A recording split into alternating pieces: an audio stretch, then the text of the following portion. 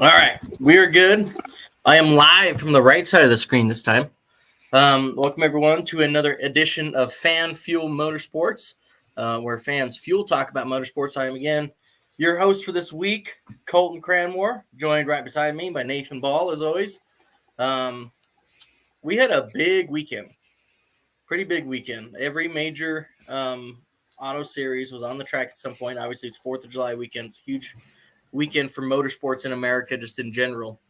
So we're going to do a massive woke or joke episode, just covering all the events that took place this weekend from Formula One, IndyCar, and NASCAR. We were supposed to. Oh, there he is, right there. There we go. We are joined by JKL. What's up, man? How's it going? How long you been sitting there? I think since like 7:28, something like that. 7:27. I'm just fucking blind. Okay. Word. Well, those of you who don't know, this is JKL from LTC. Thank you guys for having me. Yeah, thanks for jumping on, dude. Yeah, thanks for being on. Appreciate it. Kind of fills some dead air having 3 people to bounce off of. Hell yeah. Hell yeah. So, Nate, I'll just let you run with it on the F1 stuff real quick. I didn't watch the race. I'm not sure if you did, Jacob. I at least saw some of the shit on Twitter, at least. Yeah, so first of all, I feel like the biggest event from the week is obviously the lap 1 crash. I'm sure everybody's seen it by now. Even if you didn't see the race, you probably saw the flip. And in regards to the roll hoop, I think a lot of people are making a big deal at the fact that the roll hoop sheared off right behind the driver's head. The halo did save him. It kept him all right because it was just above his head. But I want to do a woker joke here in regards to the roll hoop. Do you think that we should be focusing on the halo, or should we be focusing on the fact that the roll hoop kind of just broke out of nowhere? You want to go first? Yeah, sure. Me and Cody was actually talking about this the other day. I think the halo is a fantastic idea. I mean, for so long, you look at the history of Formula One itself, so many people have died over the course of racing in that series.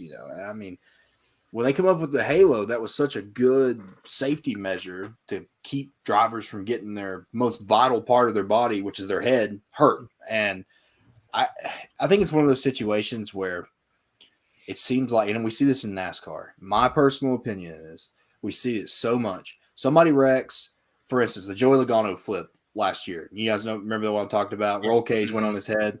He got out of the car, and he was, everybody was like, well, we need to do safety measures. It's like, man, like racing, motorsports, they do so much for safety now. This stuff is going to happen. You're driving at 200 miles per hour.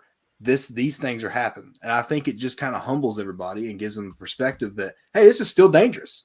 And my personal opinion is I think people just took this and was like, oh, the halo done its job, but this, we can't handle this. So just my and that's exactly, Nate and I were talking about this in the group chat I think I actually brought it up, of like, why does the halo seem to be so much more of a factor? It seems like once a year there's a big wreck where we can definitively say, yes, the halo saved his life because of this impact right here, And this is another one. That roll hoop obviously needs to be some sort of topic of conversation because that shouldn't have failed. Yeah. Especially not as quick as it did. But also, like, are we just having dumb luck with these wrecks, or were we before? That's what you kind of brought up, Nate. You're like, man, there's got to be dumb luck that plays in, because I think of like Grosjean, Hamilton, this past weekend in both F1 and F2, the halo saved lives. And that's just the 4 I can think of on the top of my head since they've had the halo for 5-6 seasons now. So I mean, it's an awesome thing. The roll hoop needs to be addressed, but at the same time, it's fucking awesome that we didn't just kill 2 drivers this last weekend. Yeah, for sure. Because I think that it's definitely woke on the halo, because we wouldn't have had a driver get out of that if it wasn't for the halo. And then, like you guys said, I think they're going to look into the roll hoop. They mentioned that they would try and investigate it and take care of what caused that to break. So I think in the future, we may not have to worry as much about the roll hoop if they can get that fixed, because obviously, like you saw, the halo's already doing its job. Right, yeah, and the roll hoop even failing, like the halo held the entire weight of the car to keep him from being cheese on the pavement, which is, I mean, it's fucking awesome. Yeah, and then next of all, for the F1 topics, there was a great restart battle at the end of the race. It looked like the race was going to come down to the two Ferraris versus Hamilton, but once the safety car came out, it kind of shook things up. Leclerc got left out on old tires, so he was kind of a sitting duck, and you had three guys all on fresh tires. They were all fighting for the podium, and it turned out that they were all fighting for second. So if you guys saw that, I want to see what your opinions were on that and whether or not you enjoyed the race, because it looked like, from our perspective, that was one of the best battles in years. Did you watch any of the race? Okay, so I watched the first quarter of it, and then I did not watch the end. Hamilton won, right? Is that who won the race? I think Carlos Sainz. Carlos won? Yeah. I've Dub number one. Yep. I went through this entire week thinking the Hamilton won, so that's news. That's a crazy race. So I saw a lot of highlights on Twitter. I didn't watch the actual race. I did see Hamilton's double overtake, which was absolutely pimping. And then Nate, I guess you were saying that Leclerc got him back that next corner. But I really did not watch a ton of it. I did see the highlights though. Yeah, I mean, I watched all the race and I was impressed. I've been watching F1 since I was 10 years old, and that was probably one of the best battles in the last 5 or 6 years that I've watched. Yeah, and Silverstone's a great track. I really love that track. I love watching going back through and watching old highlights and old races, and even like when I play it online, like that's one of my favorite tracks to hop on. It's just so you kind of get into a rhythm and the big sweeping corners. I love it. Yeah, it's probably the best track in my mind for like wheel-to-wheel racing, because there's a lot of room. There's a lot of different lines you can take. There's all types of corners there, so it's not a difficult track to pass on, so it creates a lot of fun racing. I just recently got into F1. Actually, I've been playing the video game a lot, and that's kind of what's got me into it. But it's funny that Carlos Sainz won the race, because I think I was racing last night and I put the sumbitch in the wall. Man, he was getting ready to overtake me. I just took him out. So it's hilarious that he won a race. Yeah, I mean, I think he set a record for. I want to say he was up in the top 5 for like the most races before a first win. There have been drivers that took 6 or 7 years before they won their first race, and I think he's been racing since 2015. So this has got to be his 150th-ish race, maybe more. Is he like F1's Larson? Is that what you would put him as? It's Michael Waltrip. Kind of like that, but better, I guess. Okay. Like he was always good. He just needed a good car. Obviously, there were races last year where he'd get on the podium every now and then, but he was never in a winning car until now. Yeah, for sure. If you're just getting into F1, there's two really cool. There's one documentary. Yeah. It's called Life on the Limit. It's just titled One, Life on the Limit, and it goes through like the history of safety in motorsport, specifically F1. Crazy documentary. And then there was also, if you're a fan of the Top Gear, like the British guys, Top Gear, Richard Hammond. Yeah. They put Hammond in several single-seater cars all the way up to F1, and it's crazy to see the development of those. Kick ass. That's pretty cool. It's definitely it's an easy series to get into because there's a lot of YouTube content out there. I think that Life on the Limit documentary, we found it on YouTube for free. So yeah, I think that a lot of these shows are out there. They're on streaming platforms. I mean, I can't attest to how it is to get into it now because I got into it, like I said, back in 2010, 2011. I was too little to really know what I was watching. I just put on the Speed Channel when I was a kid, and I just liked it because I saw cars. Yeah, for sure. And then when it comes to F1, I found something really interesting. Obviously, the race was so eventful that they never got a chance to mention it. But I think Alonso set a distance record for the most distance in miles ever covered by a driver in their career, which honestly probably shouldn't be shocking because he's been racing since 2001. So I think he could have extended that record too if he had better cars in the last 10 years, because even when he was DNFing 10 times a year, he still got that record. Yeah, and I know Nate's all about everything Alonso. Yeah, like look behind me. I see it now. You want me to smack on Indy? Sure. Did you watch any of the Indy race? No, Lord, no. I have Man, not that watched was a good any race. That was So good. I know, Nate, you said you saw a lot of the highlights, right? Mm-hmm. So the big topic of the weekend was that the Andretti Autosport guys were all crashing into each other. I saw Rossi essentially take Roman Grosjean out of the race. They were constantly having contact with each other. That's some kind of team drama that we have not seen in a while in any racing series. Nate, what was your thoughts on that? I mean, Oh man, it's hard yeah, to woke or joke that because obviously right. no one's going to go woke. Yeah, I mean, I'm all for teammates being able to race one another. I mean, you saw it in F1 on Sunday with Sainz and Leclerc. They were kind of, Leclerc had a damaged car, but he was still quicker, and he was saying, "Come on, guys, come on! Like you got to get me on a different strategy to get me around him." And you saw Sainz tell the team, like, "Hey, look, I can win this race myself. I don't need to let him go." Yeah. And I'm all for teammates fighting each other, but I don't necessarily agree with, like Colton said, just taking a guy out of the race, especially because he took himself out too, essentially. So I feel like Right. there needs to be a line between like racing your teammate and just taking your teammate out. Yeah, and I also feel like Rossi's kind of in a tough situation where he's not renewing his contract for next year. Mm-hmm. And I can tell that he doesn't really get along. He's kind of like the black sheep of that team. So I kind of see where he's at. We had mentioned it before the broadcast, Nate, that there are like I think it's 5 or 6 drivers that are within 100 points of each other for that championship. And come the last race of the season, it's double points. So Yeah. we could see potentially 5, 6, 7 guys eligible for the championship fight towards the end of the year. I mean, obviously, it would make it the biggest championship fight of the year because that kicks NASCAR's 4 out the window. How many do you Yeah. think we could honestly see by the end of it? I'm thinking Oh, 5. this is tough. Yeah. Yeah, I'm thinking somewhere between 3 and 5. It always depends. I mean, the top 3 in points, they could either pull away in these last few races or they could just go straight down. Yeah. So I think if I had to pick a few guys, obviously Ericsson will be in it. Newgarden's definitely going to be in it. I think Power can probably stay in it as long as he keeps putting finishes together. I'm not really sure from like Pato on back. I think that DNF really hurt him.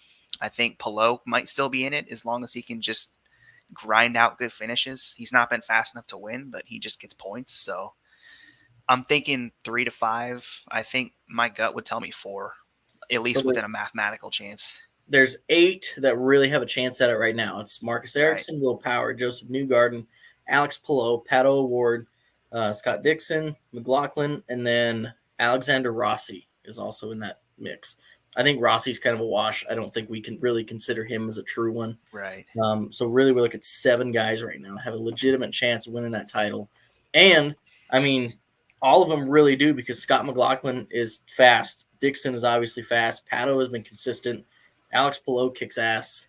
I mean, this could be one of the great all-time battles in points. Yeah, it's going to be interesting because it seems like some of these guys this year in points, they're all over the place, like you said. I think Palou's probably, I wouldn't want to consider him a dark horse because he won last year, but, he hasn't really had winning speed. So I'd say that Right. Yeah. if he can just keep grinding out podiums, then he'll always have a chance. But usually when they go to the finale, it seems like there's always a few guys with a real chance at the championship. And then there's one guy that has like a mathematical chance, but he Right. kind of just Kyle needs everyone to Petty's. crash, Yeah. So I'm thinking there's going to be at least 3 or 4 guys that have a real chance of winning the title without having something happen. All right. Now we bicker because now we move on to NASCAR. I tuned out of your guys' show last night before you got to this. So I do not know what any of your takes are on it yet. Have not gone back to watch it. The elephant in the room is that 9 car of Noah Gragson. No. So God. we're going to split this one up into 2. Woke if you agree with it, if you like it. Joke if you don't. You're going to say why either way. It's kind of our version of spot on, spot off. So I'm going to start with you, Jacob. Woke or joke on Noah Gragson clearing out the field? Oh man, on the hot seat already. Okay. Yeah. All right. I want to preface this before I say what I'm going to say. I love Noah. I think Noah is a treasure to the sport. That being said, joke. I can't get behind. It's more the fact I understand some guy pissed you off, and like I would be a hypocrite if I hadn't sit here and said that I haven't cheered for some drivers when they get retaliation on another driver. Every NASCAR fan has done that, right? But the biggest thing for me is there's so many points, especially when you're in a junior motorsports car going against an Alpha Prime racing car. You can catch him in a corner and just dump him in the grass if you want to. But now, not only did you wreck him, you wrecked a quarter of the freaking field. And most of those guys were smaller funded teams. So now not only do you have Sage Karam, is that his last name? Karam, that's it. Yeah. Sage Karam. Not only do you have Sage Karam pissed off and his crew guys pissed off because they're in the wall, now you got Brandon Brown pissed off because he took a steering wheel to the nuts. And you got all these other crew guys that are having to work on a car. They had nothing to do with that situation where, they're pissed off. So I got to say, joke, man, I think it was a bad move. I think NASCAR done a really good job of handling this situation. He definitely needed to be fined. We made a point last night on the show. Maybe this will kind of clear up your mind what we said. Carl Edwards, Brad Kay. When Carl Edwards wrecked Brad Kay at Atlanta, his car flipped, went into the wall. They parked Carl and fined him. And I'm pretty sure he got suspended for a couple of races. So I think with how the seriousness that this crash was, I think this was the move. I do. Yeah. Nate, I know you were very vocal about this on Saturday. Yeah, I mean, I don't mind Noah Gragson. I've always thought that he has a potential to be a good personality for the sport. But, I mean, like you guys said, I think it's joke because of how he did it. I'm not anti-retaliation. It's just, I remember my dad once told me, it's an eye for an eye. It's not an arm for an eye. It's not a leg for an eye, Right. When you retaliate, I think you have to be mindful of doing to the other guy what he did to you. You don't have to go, 10 steps further than that. I think that I'm not normally a fan of just hooking a guy or right rearing them, but obviously it's not a road course. It's an oval. So there's no right rearing on a road course per se, but I don't get that you need to hook a guy in front of the whole field to get your point across, because if a guy doors you, I don't mind you dooring him back. It's just, there's no need to just turn a guy at speed, because now you're putting people in danger. You're taking out innocent people. It's just, you're just creating a mess that doesn't need to be created. Yeah. Yeah, I know Carl did get parked for that one race in Atlanta. I don't know about any future because they had a lot of run-ins. It seemed like for like 7 or 8 years. Yeah. But I know he did at that Atlanta wreck where he flipped Brad's car. He got parked for the rest of that race. Granted, there was like 4 laps to go. Yeah. And maybe I'm thinking of Matt Kenseth being suspended. And maybe it's not Carl. Yeah, because I know he did get suspended too. I'm pretty sure Harvick did. Busch did, obviously. The Gateway one was a big. That was bad. Yeah, he got right reared. I am also joke. Noah was not on my favorites list a couple years ago or even up to last year, but he's really grown on me. I like the kid. I think he's got a lot of balls. However, I would have much rather have seen him gone into the corner and shuffle Sage off the track, or just dump him into the gravel pit. Don't do it there. But I also get it because Sage did use him up several times up until that point. And I think Sage is also trying to learn what kind of contact is considered okay in NASCAR before you really get your ass handed to you. Unfortunately, I think Noah handed way more asses out than he needed to. Because Colleague tore up, I think, 2 or 3 cars in that wreck. And guess who's racing for Colleague on Sunday? Fucking Noah Gragson. So like Drew said in the comments, it does not do anything good for his future. I know Dale Jr. had a conversation with him, and Dale Jr. sounded pretty pissed. So he wasn't happy about it at all. Yeah. But Noah's also like 23 years old. So, he's at the point now where a lot of guys just get their start in NASCAR. He's already being looked at as kind of a veteran of the Busch Series. So it'll be interesting to see where this goes. Jacob, you kind of hit on the penalty. I am joke on the penalty. I think he should have been parked that race and fined.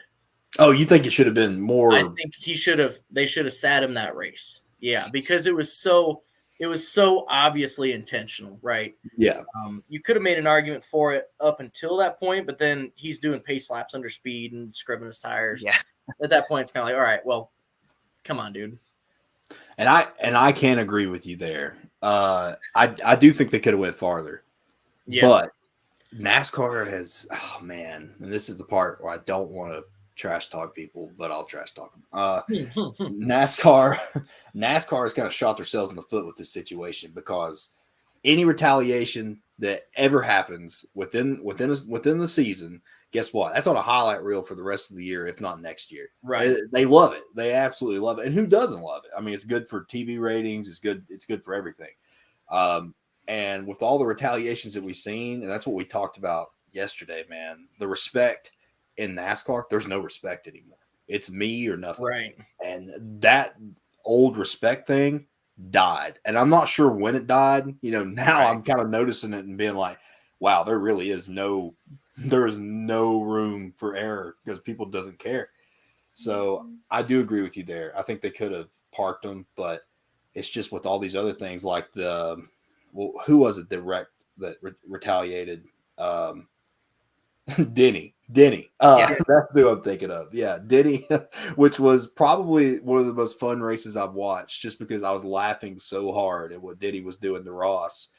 Denny didn't get in trouble. So, yeah, one of those situations where it's like, you didn't find him, you find him, there's going to be people bitch about it. Right. Yeah. At what point do you draw the line in the sand and say, this is okay, this is not? I think I've always been like, hey, if you right rear somebody, then that's probably not okay. But, hey, if you do what Denny does, you're just sitting in front of a guy. Like nothing's getting torn up. You're just sitting there. You're just being a nuisance. But I feel like, right rearing somebody, that's always usually been a big no-no for NASCAR. I mean, Kyle Busch got suspended for it. Kenseth got suspended for it. It's not normal. Like there's a reason it's not normal. So, woke or joke, I had a big conversation about this with Cody when he jumped on after the whole Ty Gibbs, Sam Mayer thing. Do you guys think that Ty Gibbs is completely for real about trying to earn respect back? Woke or joke on it? Because he has been racing a lot cleaner these last couple of weeks. Granted, he ran quite a bit of people over at Portland, but he didn't completely trash cars either like we're used to seeing. Yeah. Oh man, this is another toughie. You guys have some tough questions, man. Okay, my opinion on Ty is that I pictured him as being advertised and profiled as the new Kyle Busch. That was what was in my head. Like, why wouldn't you do that? Like Joe Gibbs is probably. I mean, let's be honest. Joe Gibbs is the most disliked team in NASCAR. There's a lot more people that hate Joe Gibbs than they do Hendrick. That's just the fact, right? So I kind of pictured that. And the way Ty was driving, I was kind of like, okay, here it is. Here's what I expected. Yeah. But you're right. He has raced cleaner. And really, since Martinsville, you hadn't really seen him that much. I mean, he's been there, but he's just not been a contender. So I would say, yeah, he's woke. He's doing a good job. I mean, I'll give credit where credit's due. Hell of a driver. Yeah. And I go ahead, Nate, because I got a point to counter both of you. Yeah, I think I'm going to go woke on it. Like I was a little bit worried at first. I was like, he's just going to take Larson out. Like I could see it coming from a mile away. And then when he didn't, I was like, wait a minute, this isn't the Ty Gibbs that I know. So I was pretty excited to see that. And I was a little bit interested in how it happened. I wonder if he would have raced the same if Larson didn't run wide and kind of just give him the lead. My thought is, if Larson nailed that corner, then I always wonder, would he have made it out the other side? But like I said, you have to give credit where it's due. So I'm excited he did that. I just hope he does it more because I feel like one time it's not enough for me to say he's a change man. Like he's got to do it more. But if he keeps doing this, then I'm not going to hate him anymore. So, yeah. So I would like to see, I'm woke for right now. I want to see what Ty gets like in the round of 8 and, fighting for a spot in that Final Four. I think we're one hard race away from seeing the same Ty come back out because it's really hard to break those habits, especially when you're that young and have been racing like it your whole life. His cars have always kicked ass. He's never really had to fight and cleanly pass for his positions. I want to see come Martinsville if he's not 1 or 2 spots behind, if he doesn't go in and trash a couple cars, and start swinging on guys with his helmet on again. I'm glad glad that we agree on that one. Yeah. Yeah, I that's would, not good. I would like to see him kind of being pushed as the next Kyle Busch, but I think you have to nip it in the butt now so that he, because Kyle Busch was winning a ton when he was that age in the Busch Series, and he was racing against Cup guys constantly. He wasn't just beating up on Sam Mayer and Noah Gragson. Yeah. Well, and also too, Tom, man. Here's an analogy I'll make to that. I'm glad that you brought up if he's going to change. No, I do not think he's going to change. That is an absolute no. He is going to go right back to racing how he was. And this is the analogy I'll make. Did you ever have that time in your life where you done something that your parents didn't like, but in your head you were like, "Hey, you know what? That's fine. You can yell at me now, but I'm going to do it in like 6 months. It's up to you." Whether it's a tattoo or whatever it is, it's going to happen. It's in your head. That's Todd. I mean, Todd probably got bitched out by NASCAR for the whole fight. He's probably having the race clean. He's got them up their ass. Maybe even Joe Gibbs was pissed off at Ty for the whole incident. You never know. You never know who yelled at Ty after all that. And I mean, probably even Junior. Who's to say that Junior didn't walk up to Ty in the garage when the cameras weren't rolling and be like, "Bro, like, what the hell?" Yeah. That's my driver. So yeah, you get yelled at and you do good for a little bit. He'll go right back to normal. He'll be right back there. Yeah, I think it's almost kind of like middle of the season. He's trying to make at least kind of tone the fires down a little bit right now. But I think when there's 2 or 3 weeks left in the year and he's in kind of a tight spot, all hands on deck at that point. Oh, yeah. Yeah, I kind of equate it to Logano, Yeah. So there's times and spans where he doesn't do anything, and then just when you think that he's turned a corner, nope, does it again. You saw it with Byron. Right. Like, he'll do it every now and then for a few months he'll be quiet, and then he just does it again, and it's just this endless cycle. Yeah, exactly. I mean, all great points. Jordan, I want to touch on you here. I need an SFR hat. I got my BHR hat on. I still haven't been down. I saw you guys race last year, but haven't been down since to watch the games. Hopefully Brandon gets his legend rolling again and doesn't blow up the second one too. My buddy Brandon Hall, he bought a legend. He went out and raced 1 week, kept it in one piece, didn't finish last, great week. And then second week and I think third week got rained out. And so the fourth week of his second race, he blew the car up in hot laps. So, no. Total shit luck, yeah. It was like his third or fourth lap, and he said he felt it power down and couldn't start again. So that's got to make you sick too. After he just dumped tens of thousands of dollars trying to build a race car and shit the bed week 2. Sure. He'll be back though. Brandon's got plenty of money. Hell yeah. So woke or joke, and if you're joke, I'm gonna punch you on Tyler Reddick's first win. Oh, woke. 100%. I don't know how I couldn't go woke for this. I mean, we've all been waiting for it. I feel like it was only a matter of time. It was like Larson a few years ago before he got his first win. It just felt like eventually you can only knock on the door so many times before it comes down. And, he finally had a race where nothing went wrong. It's felt like something's gone wrong for him every week this year, aside from Road America. So I don't think there was anybody who wasn't happy to see that. I am obviously woke. I want to give a shout out to my buddy Vince Brent on Twitter, and he's my friend on Facebook, because this dude has made like $5,000 off of like 3 or 4 races this year. Because he called Ross at Coda, he called Daniel at Sonoma, and he called Tyler Reddick this weekend. And he called him like Monday and Tuesday. He's saying they're going to win. He's not doing it like Sunday morning. He's putting like $50 down super early in the week, and he's made out with a lot of fucking money. So Vince, if you ever watch this, or if you are watching this, if I don't see you at Atlanta, you're cheap. Come on, dude. Like, come on. So great for Reddick.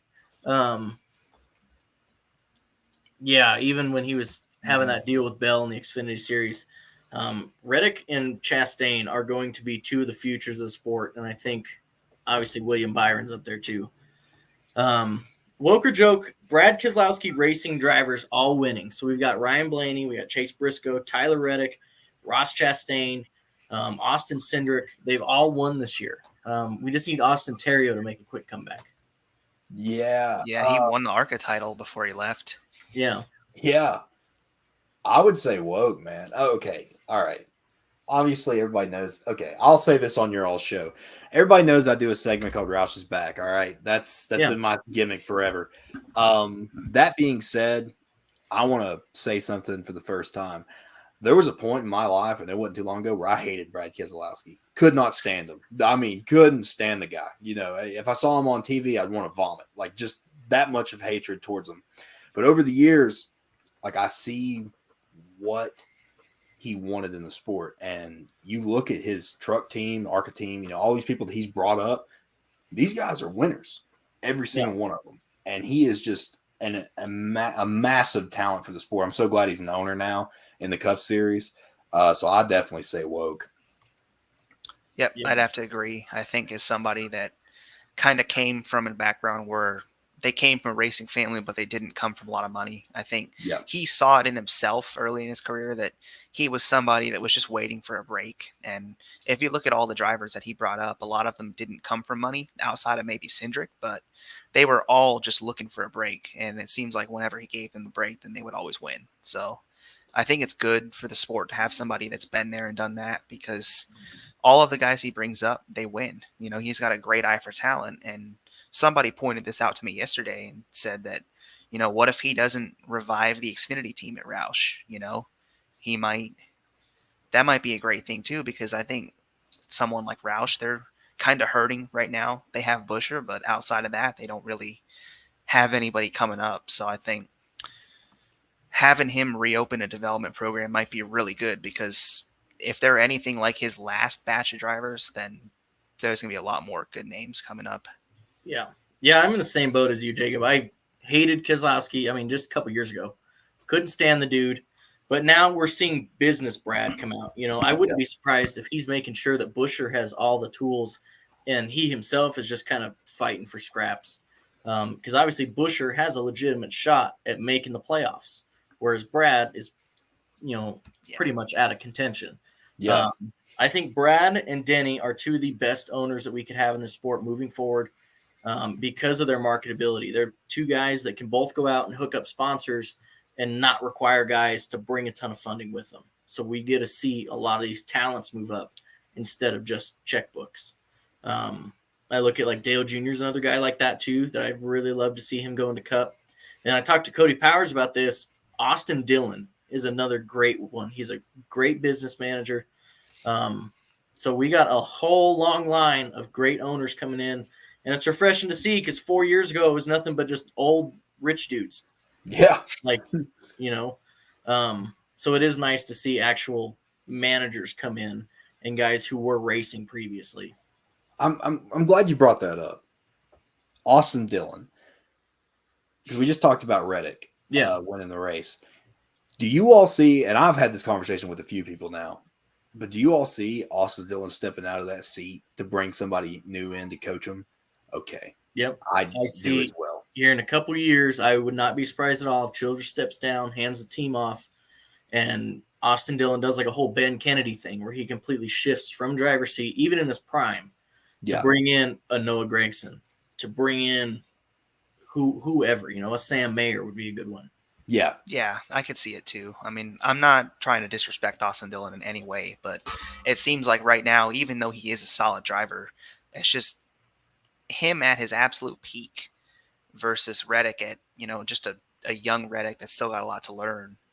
You know, you can see the difference. Even now, you know, Reddick's far from done. I mean, he's not anywhere close to his peak, and he's already beating Dillon. So yeah, I think it's safe to say that I'm sure one of these days Austin's going to realize and say, hey, like, I've got a good career out of this. I don't think I'm going to get any more out of it. So it's time to do something else. So his contract ends this year, right? I think next year. He'll probably go on, I'd say 2 or 3 years at least before he thinks about it. I think Austin's a smart enough guy to know that he's not doing a ton, right? I think Ty's a lot the same way, to know that he's probably never going to be a superstar driver, but he could be a Casey Mears and do really good for himself, you know? Yeah. And I think Austin is definitely one moving forward that, man, he can really run shit, you know? Oh, yeah. There was a point I was going to make, and I just fucking forgot it. Austin Dillon. He did what he came in to do and what he was set to do in transitioning the 3 car back to NASCAR. Yeah. When you see the 3 on the track, how often do you think of Dale Earnhardt anymore? Oh man, very rare. That's a good point. That is a very good point. It's a little bit more than I would have thought, for sure. Yeah, I mean, you still do. You still tie it in there, obviously. But I still do the same with Jeff in the 24, But nowadays, when I'm seeing it, I think of the 3 is Austin Dillon, Yeah. And I think a lot of fans are like that too, to where now we can hand that off from Dillon to whomever, and it'd be a lot better than just handing the 3 to some new kid. So, I mean, perfect stepping stone here. Woke or joke, Bubba Wallace and Christopher Bell are going to swap a few crew members moving forward. Ooh, this is a fun topic. Oh man. Joke. I'll say joke. Those guys need to go. Why would you give Chris Bell some of those guys? Okay. I was making sure you're going the right. Yeah. Yeah. No. Yeah. Joke, man. I mean, what was it? Is it 7 races that they've had? 7 or 8. It's 7 or 8, right? Like that's a problem. Mm-hmm. And I mean, Kevin Harvick had the issue at Sonoma, and he called it. That was the thing to me. Like Bubba went on a tirade, Oh, and yeah. he said things that no other driver hasn't said. But like, it's like when it comes to Bubba, so many people go after him, and I don't understand why. Like Kevin Harvick called his team wankers, which is the most sideways comment you could make as an American, right? Like if you're an American call you wanker, then you've pissed them off in some way, shape, or form.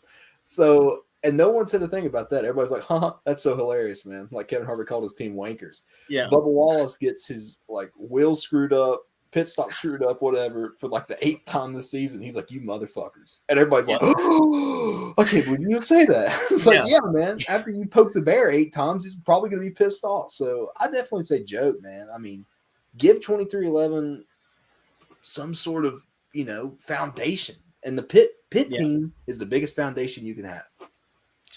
Yeah, I mean, it's obviously a joke. First of all, I kind of feel for Bell because his pit crew already wasn't the best, and now you're giving him even worse pit crew. So it's just the guy's on the playoff bubble, and it's not going well for him, and it's just it doesn't make sense to me to just be like, yeah, I know your job's tough. Let me make it tougher for you. I mean, I think on the topic of Bubba, it's definitely woke because he needed something different, and I think like Denny said, their hands are kind of tied because they pay JGR to get pit crews, so they're kind of just at the mercy of JGR, and hopefully one day they get to make their own pit crews. So I think they're not there yet, but I think the moment that they start making their own pit crews, they're probably going to be a lot better. Yeah. I think so. I am also joke, not for a lot of the same reasons of like, why the fuck do these two guys still have jobs, right? But also like Toyota and JGR have a lot to say in what the pit crews go on in all 6 of those teams, right? I would have much rather liked them see just completely swap the 45 and 23 pit crews and give them to Kurt for 3 weeks. No one's going to shit on Kurt for being pissed off at his crew. Kurt's been pissed off at the president, So like, no one's going to say shit to Kurt. And if Kurt's getting on you, that's going to be a hell of a lot better than Bubba just saying, don't talk to me, I feel for Bubba. He's had a really tough year. And anyone who keeps saying at this point that it's the driver, not the crew, just isn't watching. They're not paying attention. And it's only a partial crew swap, which I'm hesitant on. I do feel bad for Drew over here. Yeah, he's going to have a rough time. He's the biggest Christopher Bell fan I've ever known.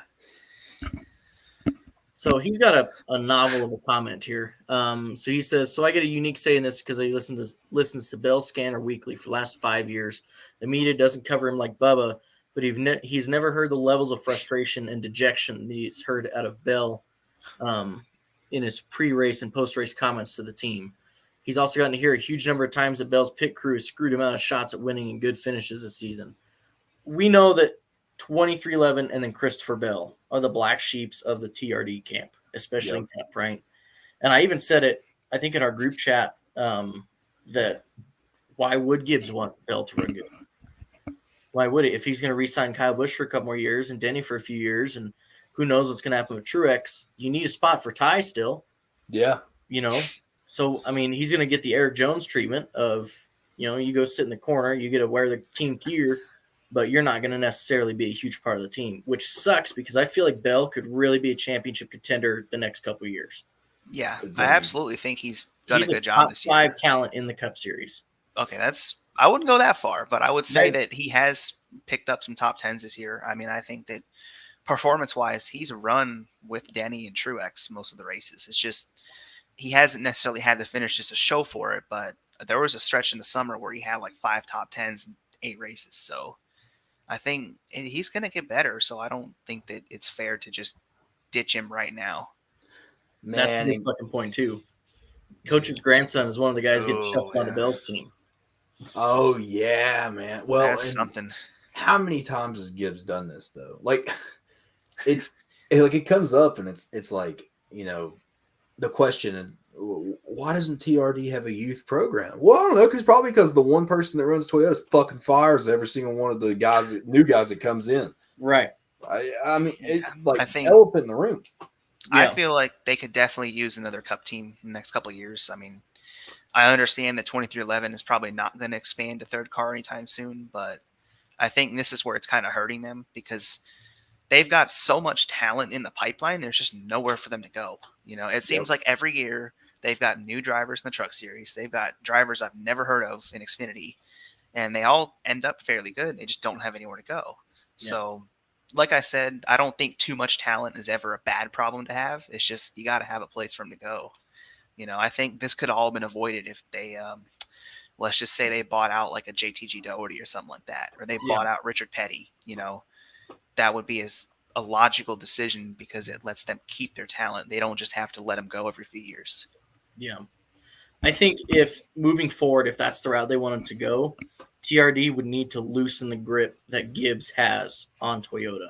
Yeah. Because they're trying to play matchmaker with way too many irons in the fire right now. Ford and Chevy do exceptionally well by just saying, here, we're going to manufacture these teams. You guys do what you need to do to be successful. Yep. Whereas TRD, I just feel like has their hand in the cookie jar way too much. Yeah, I think Gibbs is pretty much the Toyota factory team at this point. Exactly. Like no other big team has such a close tie to a manufacturer. Yeah, and I think Denny's one that could start to break that up if we really start seeing success to kind of split that camp a little bit. And yeah, like MWR.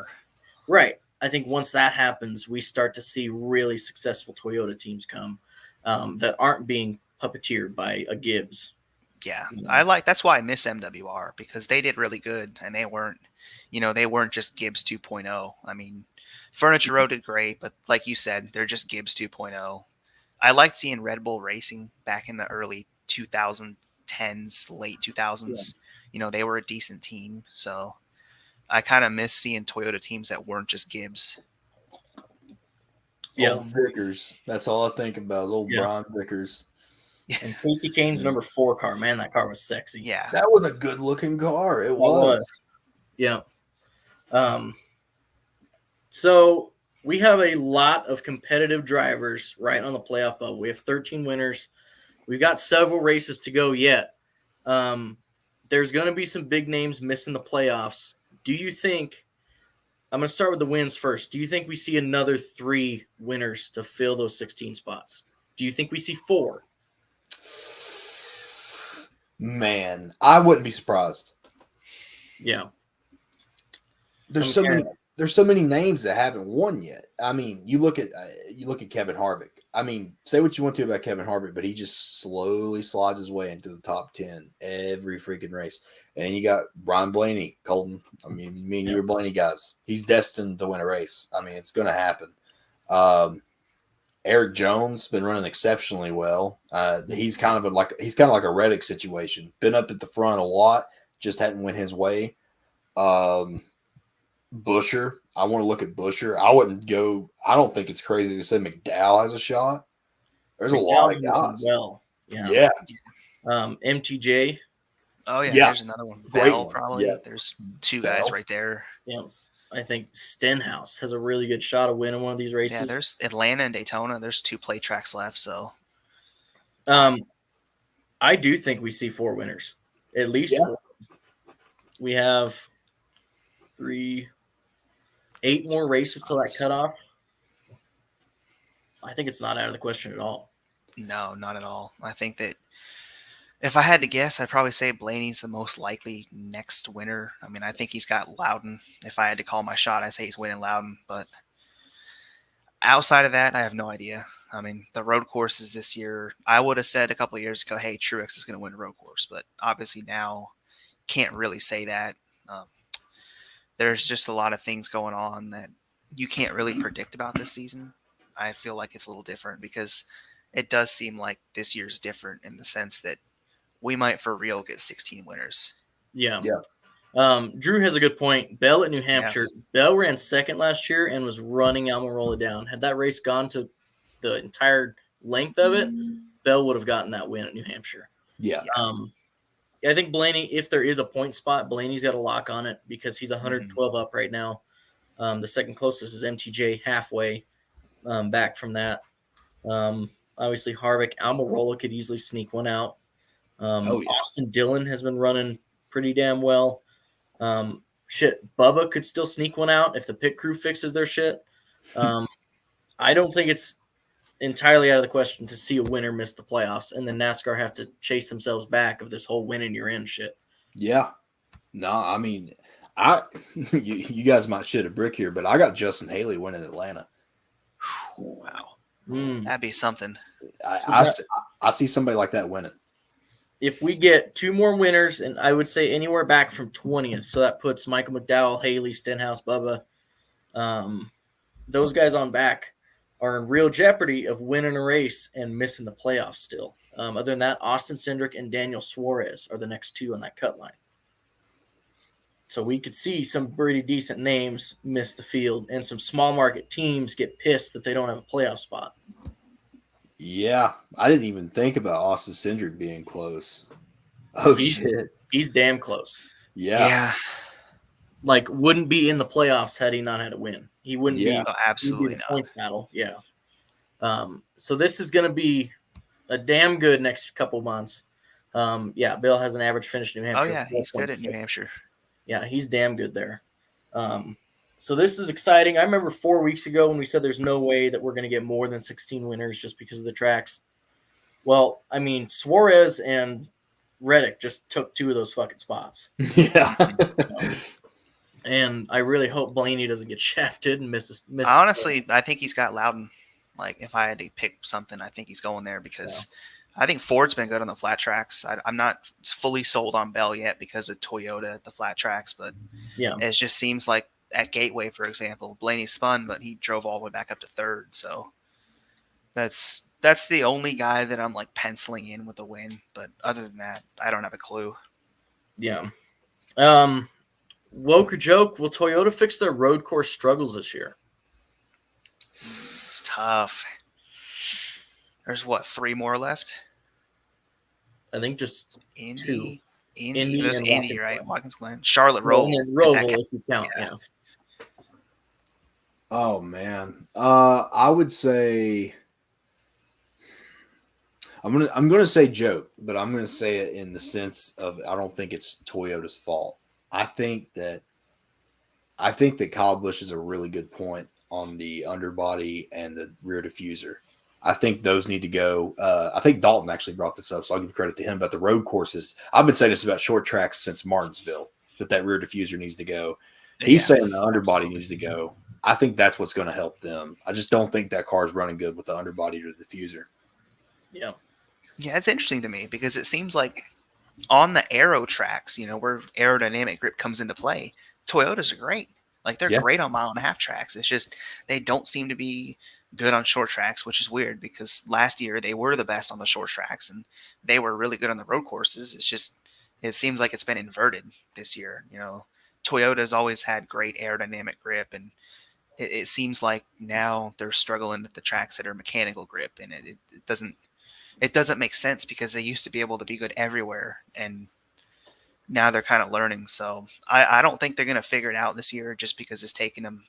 This is the 3rd road race and there's 3 left and they haven't improved. So yeah, if they don't improve by the second or third time they do another track like that, then it's probably going to take them longer.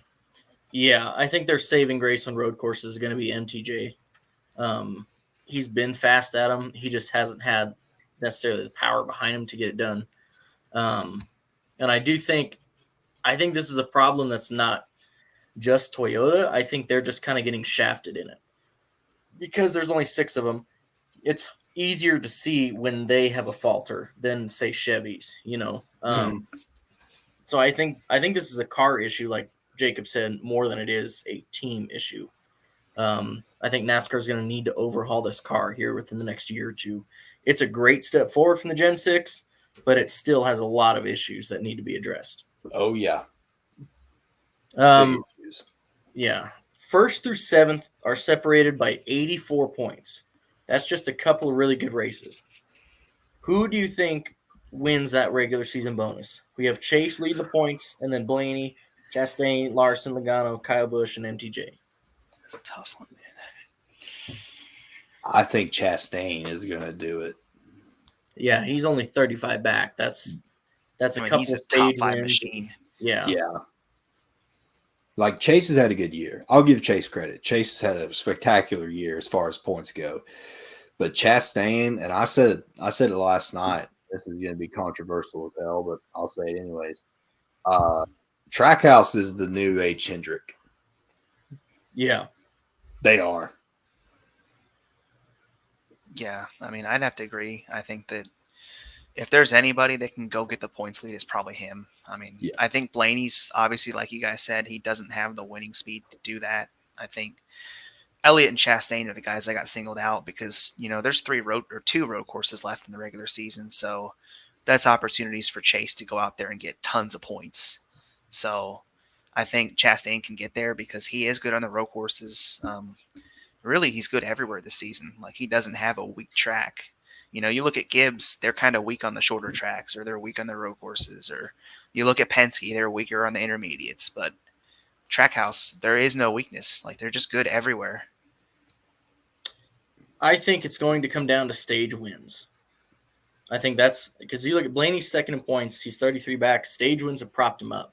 He has more top 5s than Chase, who's currently leading. He also is tied with MTJ for the most stage wins this year at 5.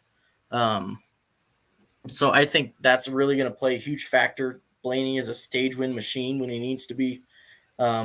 He's the epitome of consistently inconsistent, where he'll run good every goddamn week, and then something will happen. He won't get a win. Yeah. So I think he's the one. If he nudges a win in there, he's easily walking away with the points, with the season bonus. I could definitely see Blaney doing it as well. Yeah. Yeah. And he's just got to win a race, I think. He just has to win a race. Yeah. Yep.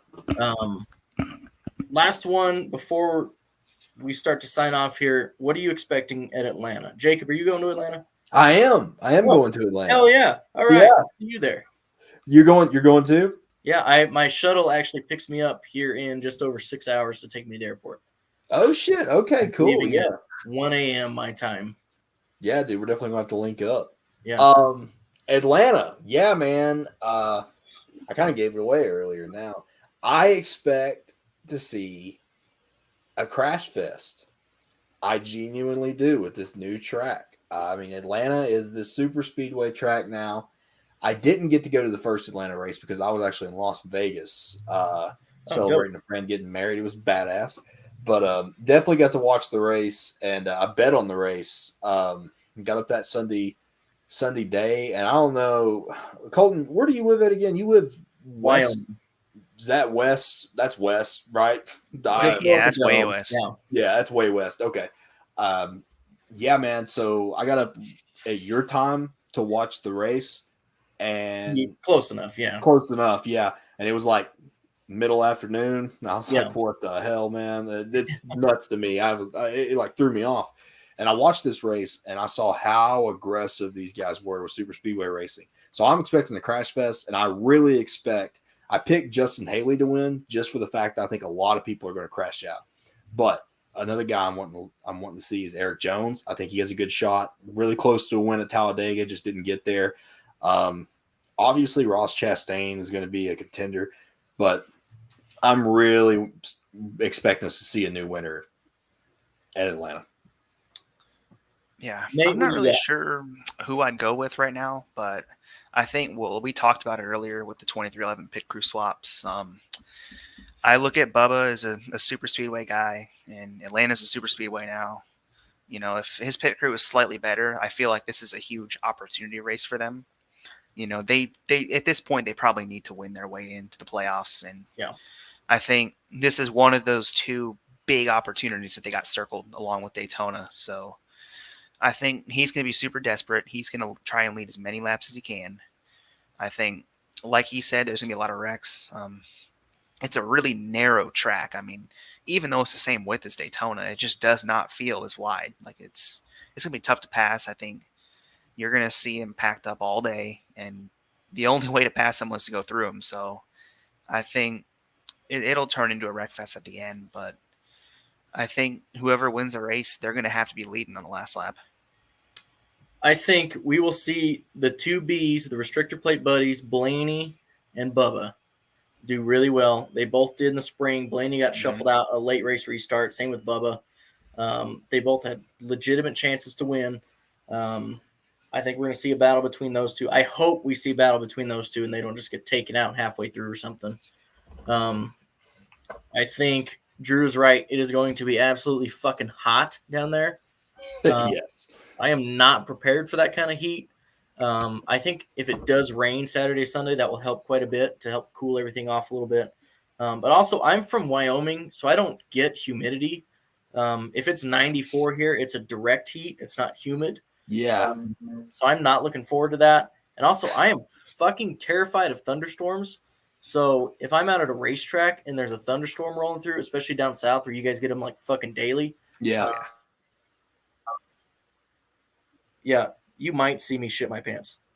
It is a legitimate possibility. Yeah, it's a daily occurrence down here. Yeah. So, I mean, I think it'll be a lot of fun. I'm excited to get down there and finally meet some fucking people for the first time. I know I'll meet you and Cody. I don't think many other people are going. Not Coop, that I maybe? know of. He mentioned something about it, but I haven't really talked to him about it since then. Yeah. Hit up the 3Chi tent because apparently they gave out free samples if your work has a lenient drug test policy. Mine does not, unfortunately.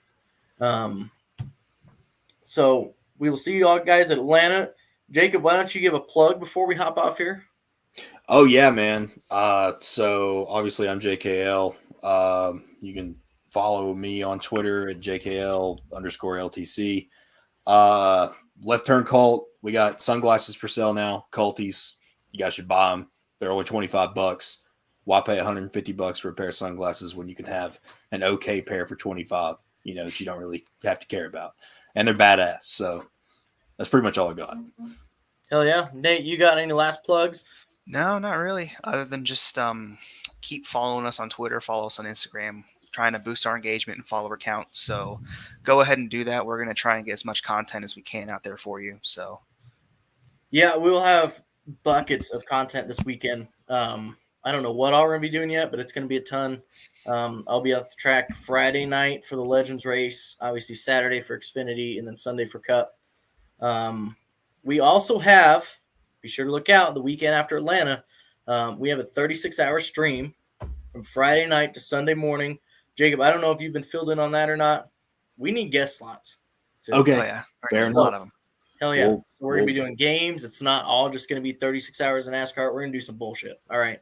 We're going to have fun. 36 hours. That is the weekend of the New Hampshire race. So that'll be July 15th through the 17th. 36 straight hours from Friday night to Sunday morning. We will be live on Facebook, Twitter, Twitch, or Facebook, YouTube, Twitch, and then links floating around on Twitter. There's going to be tons of content coming out of that too. So be on the lookout for that.